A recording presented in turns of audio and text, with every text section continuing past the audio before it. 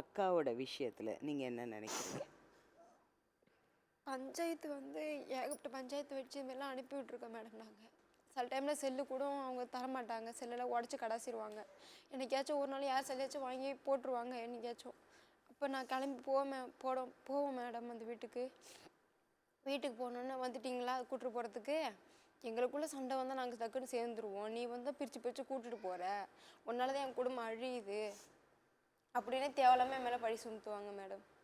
இப்போ என்ன ஒரு நிலைமையில இருக்குன்னா, இப்போ நாங்களே போகணும்னு சொன்னாலும் நான் என்னை விட்டுருங்க, நான் அங்கேயே போக மாட்டேன், உங்கள் வீட்லேயும் நான் இல்லை, நான் எங்கேயே போய் செத்து போயிடுறேன்னு சொல்லுது பசங்க. இப்போ நான் அந்த டைமில் என்னன்னு தோணுன்னு சொல்லுங்க. எனக்கு அங்கே போய் சாப்பிட்றோட என் கூடயே இருக்கட்டும் மேடம்.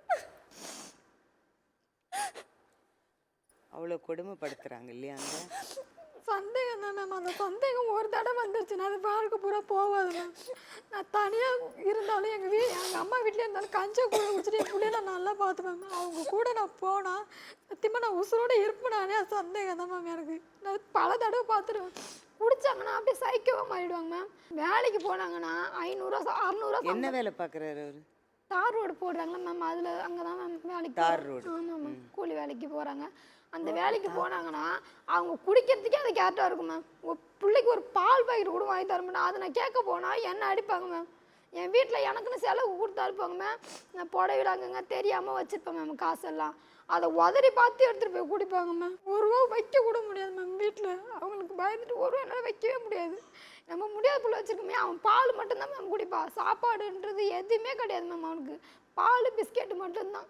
இந்தமாரி நிலைமையில என்ன பண்ணுறதுன்னு தெரியல. நானே வேலைக்கு போய் எங்கள் அக்காவுக்கு நகையிலேருந்து செயின், தோடு, மாட்டல், கொலுசு எல்லாமே எடுத்து போட்டேன் மேடம். ஆனால் ஒரு நகை கூட எங்கள் அக்காட்ட இல்லை மேம். அப்படியே அடித்து பிடுங்கிட்டு போனாங்களா மேடம் அன்னைக்கு. அது தரலன்னு ஒன்று கழுத்தெல்லாம் பிடிச்சி தூக்குறேன்னு சொல்லி எங்கே சொல்லி அழுவது மேடம். எனக்கு என்ன பண்ணுறதுனே அப்போ தெரியல. செவத்தோடு சேர்த்து வச்சு தூக்குவாங்க மேம்.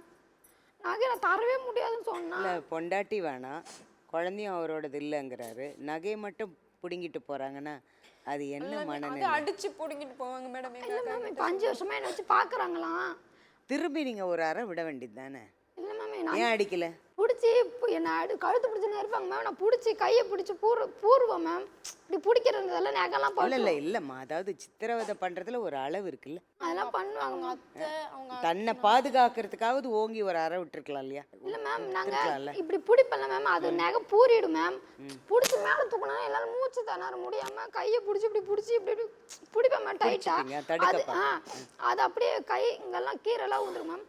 என்னை எப்படி கிள்றா பாரு, எப்படி என்னை பூர்றா பாரு, என்னை எப்படி போட்டு அடிக்கிறா பாரு அப்படின்னு வர்றவங்க யாராவது எனக்கு கேட்க வந்தாங்கன்னா இதுமாரி நான் தான் அடித்த மாரி பேசுவாங்க மேம். அவங்க வந்தவங்க என்ன சொல்லுவாங்க, நீ அடிச்சிருப்ப அவனை.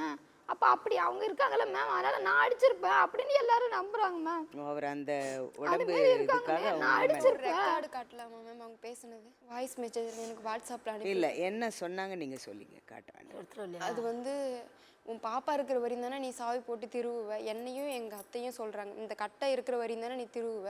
உன் பாப்பாவை நீ இதோட மறந்துடுனா என்னை ஆள் வச்சு தூக்கிட்டு போயிட்டு துண்டு துண்டா என்னை வெட்டி சாவடிச்சிருவாங்களாம். யாரை? என்ன? உங்களை. ஏன்னா நான் தானே எங்கள் அக்கா எல்லாமே செய்கிறேன் அப்படின்லாம் கேட்குறேன். நீனே பிச்சை எடுத்து தின்ற நாய் அப்படின்லாம் சொல்லி இந்த வாட்ஸ்அப்பில் அனுப்பிவிட்ருக்கேன். உங்களை துண்டு துண்டாக வெட்டிடுவேன்னு ஆடியோ ரெக்கார்டாக இருக்கா? இருக்கு மேடம்.